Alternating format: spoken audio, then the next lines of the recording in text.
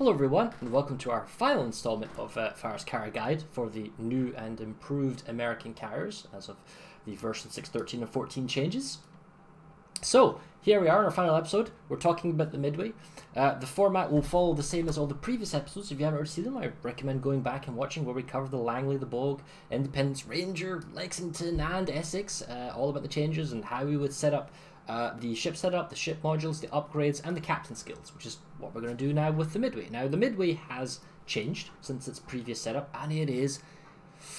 Ooh, it's a spicy piece of glorious ship. There's many elements to the Midway which, in its new and improved format, it is powerful. Well controlled, but powerful. So, let's get into it.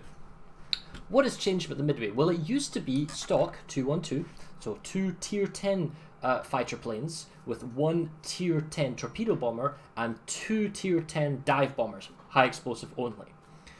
Alternatively, you could have gone with 3 tier 10 fighters and 2 tier 9 HE only dive bombers, or you could have gone with the sort of semi-strike setup, which is 1 fighter, 1 torpedo bomber, 3 dive bombers, again all tier 10 high explosive on the dive bombers.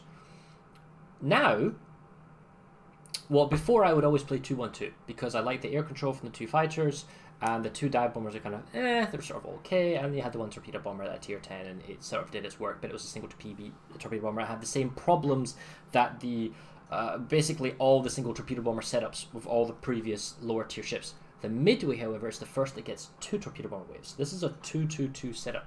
We get 2 fighters, 2 torpedo bombers, and 2 dive bombers. However, unlike the Essex that uses down-tiered fighters, we get 2 tier 10 fighters. This means against another Midway that's got 2-2-2, it's a mirror match, no big deal. Against your opponent, the Hakuryu, he has 2 tier 10 fighters, but only groups of 5. We have 2 tier 10 fighters, but with groups of 7. So we actually regain air control. Because if you're looking through the comparisons of the American and the Japanese lines, the Langley, the Bogue, and the Independence have air dominance because they have 1 fighter to the Japanese's 1 fighter. As soon as the Japanese starts getting 2 fighter waves in the tier 7, 8, and 9 brackets, the, well, maybe the 6, 7, 8, or 7, 8s, you suffer as the American with the Ranger Lexington because it's basically your 1 fighter versus his 2, right? Unless you have something like a Saipan or an Enterprise, but for the main ship line, you've only got a single fighter. When you get to the Essex, you're down-tiered compared to the 2 tier 9s, you've got 2 tier 8s, so you have to be careful about AA. However, as soon as you get to the Midway, we have 2 at tier 10, the tier of the ship, against the Hakuryu's counterpart. It is powerful. They have lots of strafing, they're fast, they've got tons of health. They're glorious. Now, they've got a long loading time and a long turnaround if you lose them all, but you get some really good air control with this. Now, the 2 torpedo bombers are only tier 8. Now, they do get buffed similar to the Essex's tier 8 torpedo bomber in that you get the 15% plane health module, which we'll talk about in a second. But the difference here is that you've got 2 of them. So in a single plane wave going in, the plane wave's going in, it is clicked on by the enemy ship, and you might lose 2 or 3 planes, okay? Because he's focus firing on this one particular plane. He's got his manual click on, and that's it. The second wave, however, is right on top of it, or an angle or whatever. It's not being focused, so this one goes down 3 planes, drops its torps. But the second wave, it probably drops 5 or 6.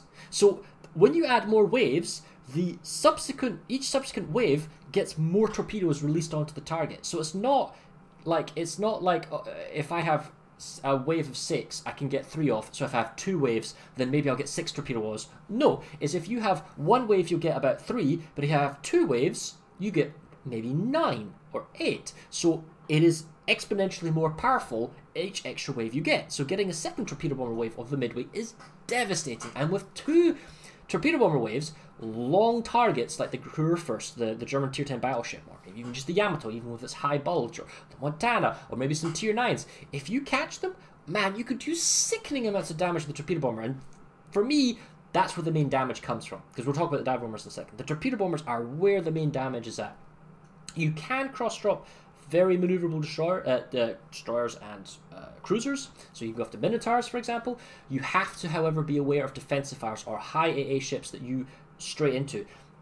The Midway is very similar to, for example, the Hiryu. The Hiryu is a 2-2-2 Japanese carrier with down tier 6 planes in a tier 7 ship. we have tier 8, so it's 2 tiers down in a tier 10. So when you're going after tier 10 ships, you must be mindful that your approach must be flawless. You must approach at the right angle. And the angle, you don't want to chase them from behind. You don't want to have to come from the front and then redirect around to get the perfect drop. You want to come in at the right angle, stay inside the AA as little as possible, and then drop. Assuming, and also knowing that there won't be a defensive fire. And if there's going to be a defensive fire, maybe try and bait it with DBs or TBs so the other ones can be effective. But the striking potential of the Midway is huge. Which then brings us to our 2 dive bombers. You can have high explosive, or you can have armor piercing. However, the armor piercing bombs are just the same as the Essex, just the same as the Lexington, and just the same, as far as I can tell, as the Enterprise. And that means their armor piercing mechanic is actually really bad at tier 9 and 10, particularly for battleships. The Kurfürst is more resistant to them, but if you come across some tier 9s, Friedrich might be okay, and if you come across some tier 8s, then the dive bombers are pretty much okay against tier 8 down. But against large battleship targets at 9 and 10, dive bombers are not effective. You're probably looking with your armor piercing dive bombs to go after cruiser targets, because you can pretty much obliterate them, and they're tier 10 dive bombers. They're fast, they're tanky, they've got a lot of health, they can go over these targets. If somebody sees torpedo bombers, they're probably going to use their defensive fire on the torpedo bombers because it's such a juicy target. Lots of planes tier 8 kill them all off. As soon as the defensive fire is gone, you can send in the dive bombers. Large cruisers like the Moskva, the Zao, the Des Moines, they are susceptible to these armor-piercing dive bombers, and if you aim correctly and you manage to hit them, you can obliterate them. So they're sort of anti-cruiser weapons rather than anti-battleship at the 9-10 bracket. The other way of playing it, however, is to use the high explosive dive bombers and use a combination of flooding and fires to kill off, battleships, cruisers, that type of stuff, forcing the damage control party. It's an option you can go for. You can probably find out that either works quite well. In this particular example, we're going to be using the dive bombers. For upgrades, damage control party 2 and the second defensive fire, it's unlikely that anyone's going to attempt to attack you at tier 10 because the AA values of carriers are so incredibly high, especially at tier 10. However, if you want the extra consumables just to give yourself an extra charge, that's great. Damage control party 2 I always take at these higher tiers, just because if somebody catches you or is chasing you, you want this cooldown as quick as possible so you can basically take your planes off, even with the long 30-second active timer. In terms of upgrades, we're going with the exact same process as the Essex. Nothing's really changed. We want the extra DPS for fires to make them more tanky. We don't want to go with the extra reactive skill of a longer damage control party, even though it's 30 seconds plus 40%. We want to have our stronger fighters, the stronger DPS. We don't want to burn as much, and we don't want to be on fire as much. So in that sense, we take damage control system modification 1. The reason we don't take the defensive fire mod 1, which is really tempting because we have like a 2-minute defensive fire, and then plus 20% to that sounds amazing. No, because the fighting of the defensive fire is probably going to be over in like 20 seconds. Maybe a little bit longer, right? So you don't want the defensive fire then to last even longer, to then the cooldown starts to recharge later on. This whole 6-minute window allows him to recharge his planes and come out and attack you again if he really wants to kind of CV snipe you. In that respect, the defensive fire modification 1 is actually probably a negative thing. So we take the damage control system to reduce the chance of us being on fire and flooding. Especially since now all carriers from 6 and above have the same higher fire chance of a tier 6 carrier. So the odds of you being put on fire are quite high, so we kind of want to reduce that. Third skill, we're taking always we're taking the health for our fighter planes. They're tier 10, they're tanky, we want them more tanky. The tier 10 AA is incredibly high with long ranges. Things like Minotaurs at 8.6, or the Moskvas, or the Des Moines, or anyone who uses defensive fire. If you start losing planes, you need to pull them out. With the extra health, some planes might survive. The extra ammunition is very, very helpful. You can do more strafing, more exit strafes. The American carrier, that 50% ammunition is a larger multiplier because you already have that large stock of of ammunition to begin with, so it's very helpful. Fourth skill, we take damage control system modification 2. This reduces the time that we're flooding on fire. For flooding, if you're stuck with a sticky flooding, you're pretty screwed. However, with fires, if you don't want to use a damage control party, or if it's already been used because you're chased by something else, this is very helpful to put those fires out faster and reduce the amount of damage you take. For our fifth skill, we take concealment. The Midway has an astronomical base detection range of somewhere around 18 kilometers or something, so you definitely want to get your concealment down. You don't want everything spotting you and then lob shellings at you. Even with the Midway's armored flight deck, which we'll talk about in a brief moment here, The concealment expert, the captain and the concealment system modification 1 reduces your concealment with camo to 13.5, which is workable. It's not the sweet spot of 10 to 12, but it is definitely workable compared to what it was before. And lastly, we take the extremely effective 15% bonus health to attack aircraft HP. This isn't so much necessary on the dive bombers, although every bit helps, especially if you want to scout with the dive bombers and enemy AA. It's more so to buff up the torpedo bombers. The torpedo bombers are an incredible source of damage, but they are fragile and slow, so we have to give them every possible buff possible. Double possible. Yeah, anyway, as far as the captain skills, if you have a Midway, the captain's probably not going to go anywhere, so you're going to have a permanent captain. 19 points is the ultimate goal in the Midway. So, where do we go with this particular ship? Well, because we have 2 torpedo bomber waves, it's slightly different from the 1 torpedo bomber wave setups. We always go with the aircraft servicing expert. We want the extra 5% HP to carrier-based health. We don't necessarily care too much about the servicing time, but we want the extra health for the torpedo bombers, for the dive bombers, and also for the fire. So it benefits everyone. For the 2-point scale, because we have 2 torpedo bomber waves, cross-dropping is the thing. I want the extra plane, the torps drop speed. I want to buff up the speed. Now, targets that you want to necessarily cross-drop, like Russian destroyers or very fast cruisers with engine boost and whatnot, they're going to be hard to hit, and they're going to outrun these torpedoes even at their 39 or whatever knot speed. However, the extra I value with the cross-dropping and the torpedo acceleration with 2 torpedo bomb waves. If you only have 1 torpedo bomb wave, you may choose not to take torpedo acceleration and attempt an all from one side approach. And in that respect, what's the least worst skill to take then is probably Adrenaline Rush, because Expert Rear Gunner isn't going to be helpful other than anything with catapult fighters, as we've mentioned before, and most people strafe with the fighters when they come across bombers, and they're not going to click on them per se, so Expert Rear Gunner is not going to have any impact. But for 2 torpedo bomber waves, I personally will take torpedo acceleration. And speaking of which, because our main, as I see it, damage source is colossally high with the torpedo bombers, we're going to take torpedo armament expertise to load them faster. That's a 30% with aircraft serving expert and the torpedo armament expertise. That's a 30% combined total loading time of the torpedo bombers. So we're going to get them up and out and then recharge as fast as possible. We don't take basic fire training. The AA values on the Midway are already really high. If somebody's trying to snipe you, wow, you've got 2 tier 10 fighters, you should be able to command control of the air. If a Midway is trying to attack you, the defensive fire is going to panic the planes. Armor piercing dive bombs, high explosive, they're not going to do a huge amount of damage. The torpedoes are going to be panicked in a widespread. You should be able to maneuver and not be caught off guard. You don't really need basic fire training, isn't going to save you. Why have a reactive skill? You want to buff your planes first with skills, and then if you can afford it, go with other AA skills. But basic fire training isn't the one for that. The 4th skill point we take is air supremacy. We want to buff up those 2 fighter waves, and then the 2 extra dive bomb waves is great. That's 4 extra planes from this 1 skill.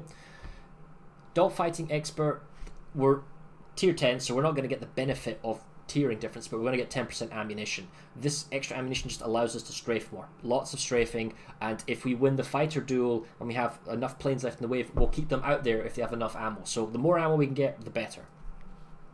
That's 11 points. When it comes to what do you do with the remaining 8 points, I would probably recommend taking Concealment Expert first. You've got to bring down that massive amount of detection on the Midway. You can stay much further back, and in the past, you might not have taken Concealment Expert because with the camo and the ship upgrade that reduces it by 10%, it was good enough, but the torpedo bombers are now tier 8. They are slower. They can't get to target as fast. So you probably want concealment just so you can be a little bit closer, or if you want to escape or kind of go around a particular area, concealment definitely comes into play now.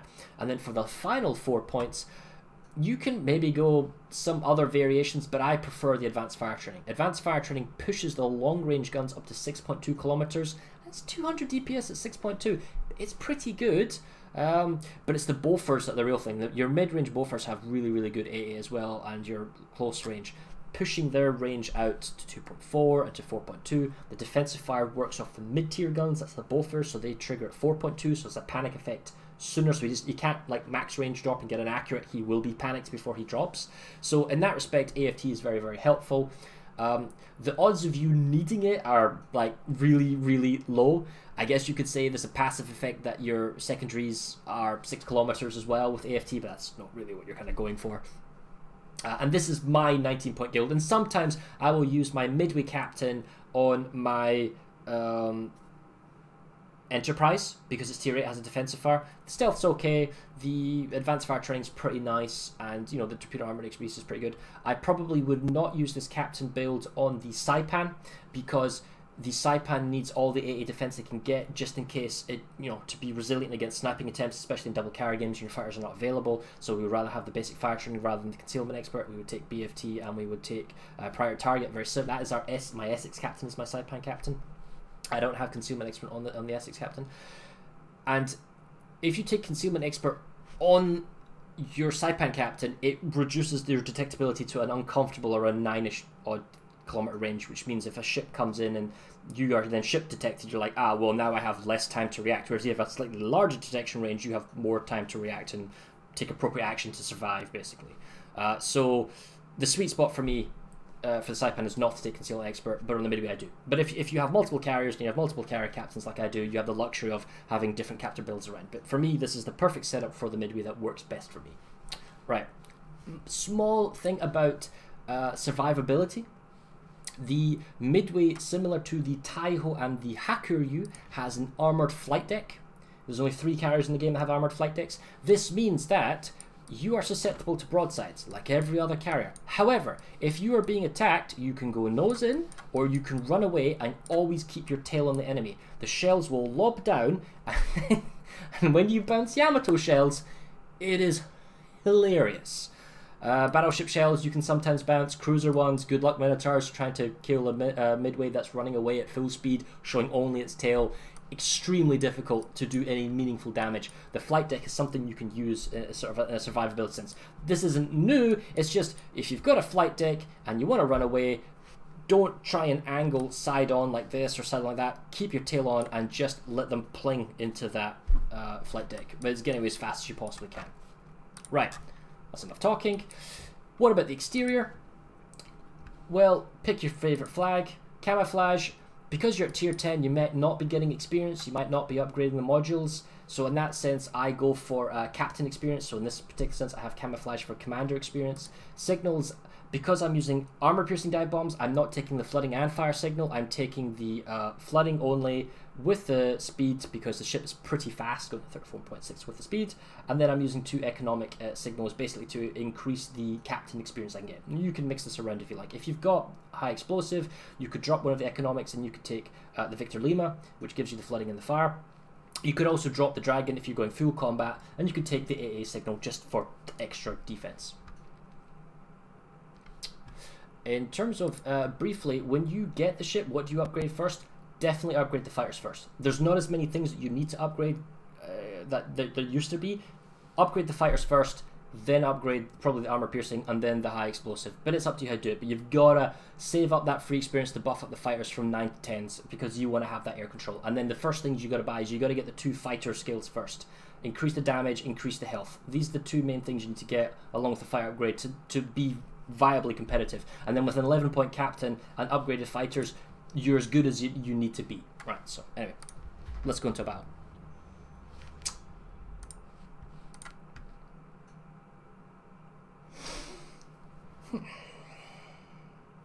Or we could wait a little while.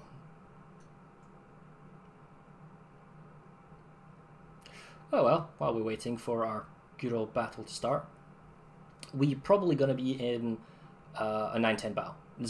We would be fortunate to have some tiers. Usually tiers get dragged in, some of them, but it's mostly 9-10s. In terms of target selection, we're looking for things with low AA values for the torpedo bombers to wreck. The longer the better. We're looking for ships or destroyers that are slower. So Shemikazes are quite nice because they're not as fast as, say, Kabaros. Kabaros are tremendously irritating to try and drop an Hakuryu with 3 plane waves, 3 torpedo bomber waves that have got faster torps than the Midway does. Certain defensive fire ships we want to try and bait with one or the other. We probably don't mix 1 TB and 1 DB into 2 separate groups because we're not using high explosives, so we're keeping the torpedo bombers grouped up and keeping the dive bombers grouped up because we want to hit with a sledgehammer with our torpedo bombers. We don't want to send them one at a time because they're quite fragile. Anyway, here comes our game. Right, so we have a division, a Midway, Montana, Grozvoy. So this is your classic tier 10 try-hard division. they have a high AA Montana, and they have a stealthy destroyer that has high AA. So he is going to be alright, pain in my backside. On our side, we've got, you know, some division guys. We've got a Des Moines, Hindenburg, Montana, that's pretty good. Battleship-wise, Kurfürst is divisioned with a Friedrich. Oh, that's interesting. Okay, anyway, the point is that we can go for the German battleships. We can go for the Yamato. We can theoretically go for the Minotaur. The Zals, depending on the defense, are not that bad. The T-rates, it's more the panic effect that we're slightly annoyed about. So it's going to be air control, not getting caught off guard by this roaming lone destroyer, because his defensive fire could plink off our planes and then we would lose the fire to it. So in this instance, we're going to go fighter first, then we'll load torpedo bombers, then we'll load dive bombers. And given the scenario of how we are, AB might be a good idea. Getting over to BC is probably not going to happen. So I'm going to move the ship over and come over here, basically in the lower southwest. We'll just pick a speed while we go across. Single destroyer. I tell you what, if we could spot this little bugger, like, we'll know when he goes in the cap, because he'll be, you know, the cap will either be contested or it will start ticking. We'll know which of the three is in. We could just try and go all out on him, either to bomb him and kill him, or to just spot him and then F3 spam, shoot this guy. This guy is really important. I might even tell the team this.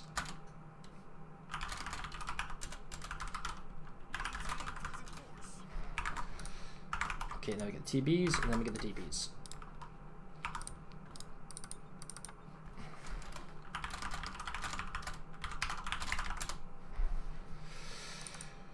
Right, I'm trying to get some team coordination here. I'm gonna go fly. I'm gonna force the smoke and then back off. Now he might defensive fire me, but I think it's worth it to spot him because there's a whole bunch of ships looking at him. Right, he's already smoked. There's no point going in because his torpedo bombers are spotting my fighter, so there's no point now. So I managed to escape his AA. Now I'm just gonna loiter with intent. The gearing is theoretically vulnerable. I'm not going to go anywhere near the Groz at the moment though. I'm going to group up my bombers. The Yamato is tempting, and since we're all going to sea, I might even go that way. Now you see how his fires are now with his torpedo bombers. He's basically loitering, looking to muscle in on my fighters, you know, looking to cross drop somebody, looking to get a kill. I am going to go over my gearing so he doesn't get spotted, or try and stop him from being spotted. Right, so he's smoked up. I've got friendly AA now. I'm going to avoid being strafed. He's not paying attention, is he? Well, it's too late now. Gearing. Well, somebody got a plane kill. That's good for me. I want the gearing to get C though. I'm actually going to slow down. That should be okay. The Montana should be okay. I mean, with 2 AA cruisers, these two guys should be fine. Should. Oh, Minotaur. Okay. Yeah, no, we'll do that. Now we'll stay next to Des Moines here, so he can't really push up. I have no idea where the Groz is, but you see how he's already losing planes? If I can tag him... Oh wow, I'm already inside the AA, probably with the Minotaur. We're just going to strafe him. See, he's not paying attention, I think, so I might kill him all off. Oh, got him. Now we are going to... I don't think there's a defensive fire on this Minotaur, right? There isn't on him, but I wonder if there's no friendly ones from other ships. He's actually super exposed. Oof.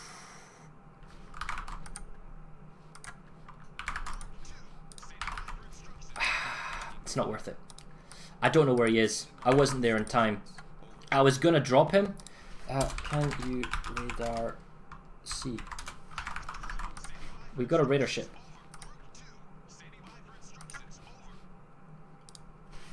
Can you radar window?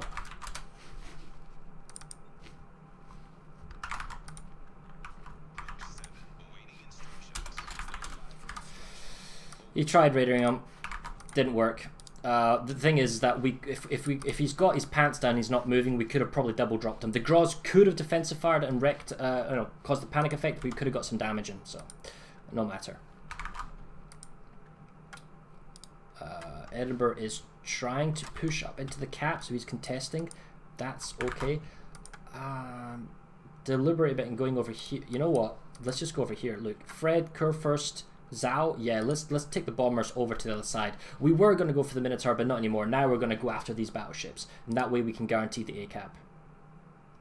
I'll bring one just to escort, just in case these fires come out of nowhere.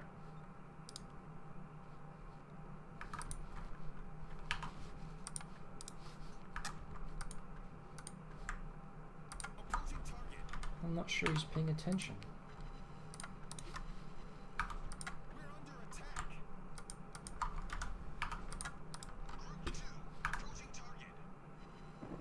I don't want. Oh my goodness, that thing's tanky. I'm not going to kill it off, because if I kill it off, it'll start loading again. Right. This guy's my bitch.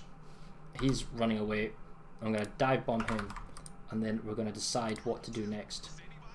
And I'm actually going to continue going forward again. So he's stuck, so we can get a good AP bomb in. I'm looking for fires. I don't see any. So I'll send the TVs there, keep the fires there. The armor piercing dive bombs, I'm going to try and get on the nose and get a perfect hit. So that should be everything. Now he should die now. Yeah, other people are going to go for him. I wonder if the enemy carriers have got a problem. So now we're going to torpedo bomb this curve first before his catapult fire can make an impact. So we're going to go up here, then up like that, because he's turning in.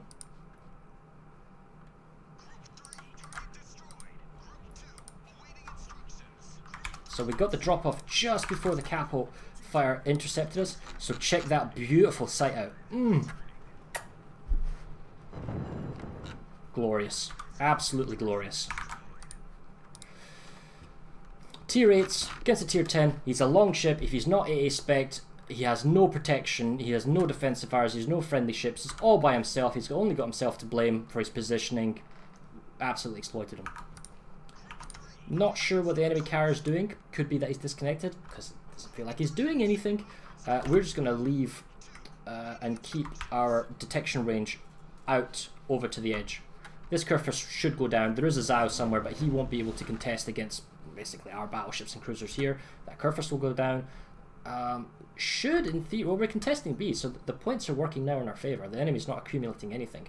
So we'll recharge our TBs, we'll recharge our DBs, and then, I mean, this Yamato will probably die because he's pushing him by himself, but he's an easy kill. Montana's by himself as well. That's also a reasonable, easy kill as well. I think we'll go there, and then we'll actually start going up, just getting closer to the enemy.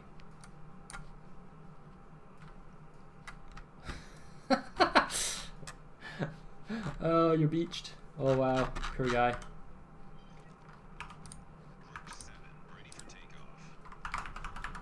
Right, let's get the bombers up. Oh wow, this guy's getting pummeled, doing completely the wrong thing. I mean, I don't. Pushing seems suicidal. The enemy was in a good position. They had B. They had reasonable good control over the Charlie, or they were contesting it. It just seems that they're collapsing at the moment. Montana's so isolated. Look, how many cruisers they got left? Two cruisers, right? With the Groz. The Groz, we don't know where he is. Zhao's up there, Zhao's over there. So unless the Groz has moved over to the Montana, which is possible since they're divisioned, he's an easy kill. Now the armor-piercing dive bombs. Oh, here we go. Fires are coming in. The armor-piercing dive bombs are not going to do any damage to Montana, but the torpedo bombers certainly will. Oh, hello, Groz. Back off, back off. I don't want to fight inside his AA bubble. We'll let the curve first AA deal with some of his fighters. I'm going to have to stay close, though, because he's going to try and TB him. See that? He's going to... We're going to have to do some head-on strafes here. I'm going to do some sacrificial strafing. Yeah, he duped away.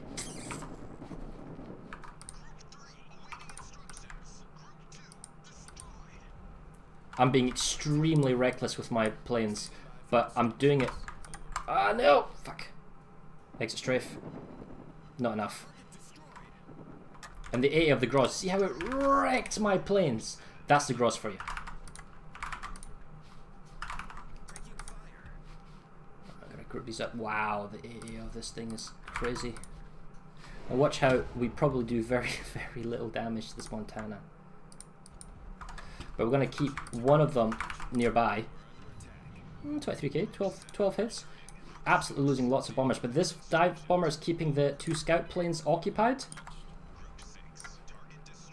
And although the first wave gets crippled, the second wave is pretty much unmolested when I'll bring the dive bomber back because he's served his purpose. We'll get the... Oh, we'll get 6 torps out of this. We might actually even kill him.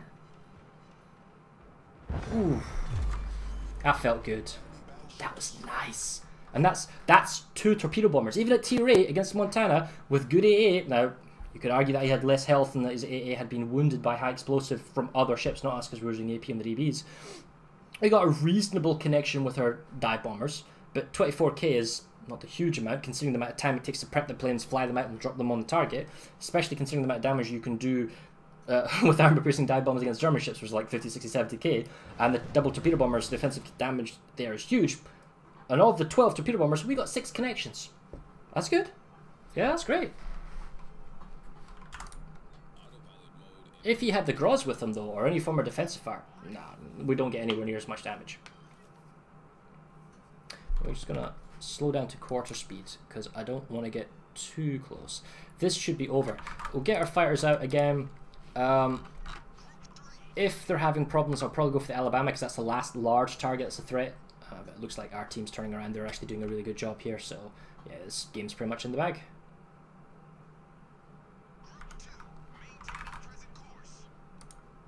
No, not when that happens, it's not. He's being very careful. The Montana's going south to wreck that guy. Oh, the Amagi did manage to break himself free. We'll get our TVs, we'll get our DBs. The Groz is still somewhere. The thing is, Hindenburg, we'd like to think, can protect... Who would he go for? The Amagi. If I was him, I'd go after the Amagi.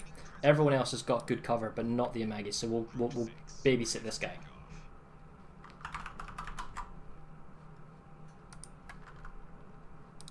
He's also inside the Takao and the Hindenburg's AA. Like, he's been absolutely melted. He's been too hesitant. He doesn't know what he's going for. Now he chooses to go for the Hindenburg, maybe to help it destroy, but if he's got a defense fire, these are panicked. He's already lost the first wave. The second one's going on a head-on attack. It's not going to do any damage. It's a terrible drop. Are you even trying to drop? No? What's the plan here? That's disappointing. Oh, see, now he does the drop. But the thing is, Hindenburg's turning. He's going to mitigate the number of hits he takes. Well, so there's no defensive fire, or if there was, it's ended, but... Right. That Alabama's gone. I don't realistically want to go after the Groz, not with smoke and defensive fire combinations, so we'll go after the Zal at the top. Hinden... he's in the wrong direction now. He might have had a Hydro instead of defensive and could have possibly seen the smoke, but Zal's our next target. The enemy Midway can't realistically do any damage.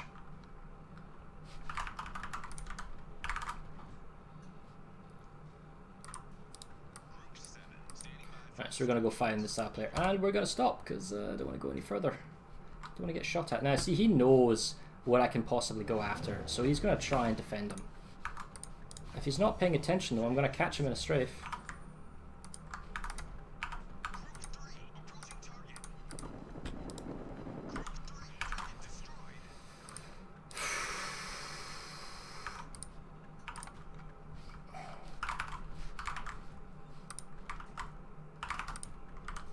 Okay, so we're going to send one fighter over. What's the game clock? 780? Okay.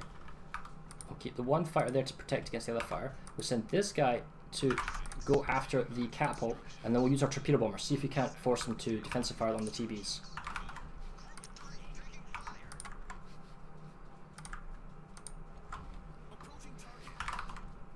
Ahead on strafe. Gets both of them. Defensive fire is triggered, so we'll back off immediately. Oh, hello. Oh, that's, you know, we got away with that. Defensive fire's 40 odd seconds, so we'll watch the game clock. We're talking about 5:40. We can go in. We can attack him with everything now, because there's no point not to. We'll have him come on, help him. Ooh. So his catapults are down. His defensive fire's down. 5:40. We can probably go back and harass him now.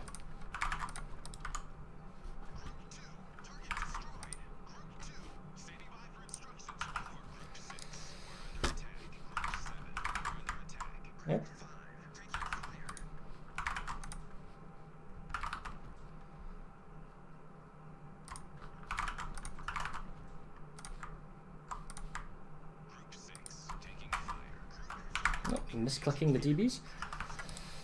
I'm anticipating going forwards a bit more. That's going to hurt him a little bit. Oh! Oh, so juicy! So delicious! He propped his defensive fire too soon. He should not have triggered the defensive fire until I was right on top of him, because I was able to escape. I could see at the maximum range by holding down the Alt button that, oh hey, look, he's used his defensive fire. What he should do is try and save it till I'm about 3 kilometers away, then trigger it. Because if I try and pull out, I will I will lose like a lot of planes because of the focus fire. So if I then commit to the attack, I'm going to do reduced damage because of the wide spread.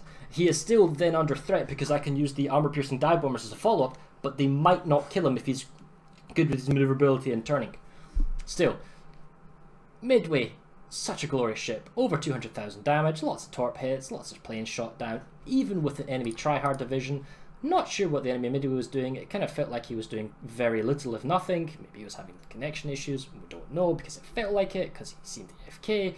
The Grozvoy was an annoying ship, working well with his carrier, doing smoke combinations with defensive fire. He got 12 of my planes.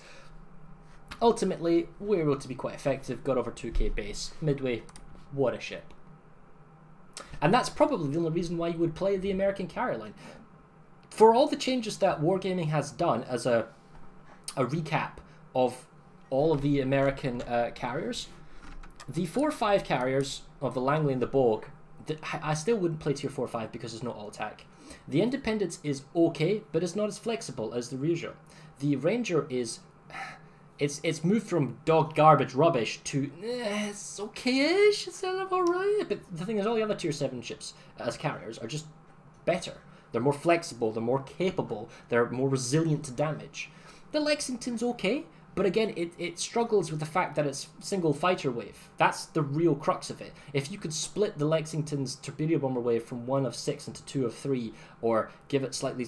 You're basically turning it into a 2-2-2 here. But you get the appealings. The larger flexibility of the Japanese carriers are just better. And as soon as you then move through the Essex to the Midway and give the Midway the same flexibility as Japanese carriers, i.e. multiple torpedo bomber waves, multiple dive bombers, and 2 fighter groups, it just shines. It is such an enjoyable ship to play compared to what it used to be, which was, oh my god, do I have to play the Midway? Okay.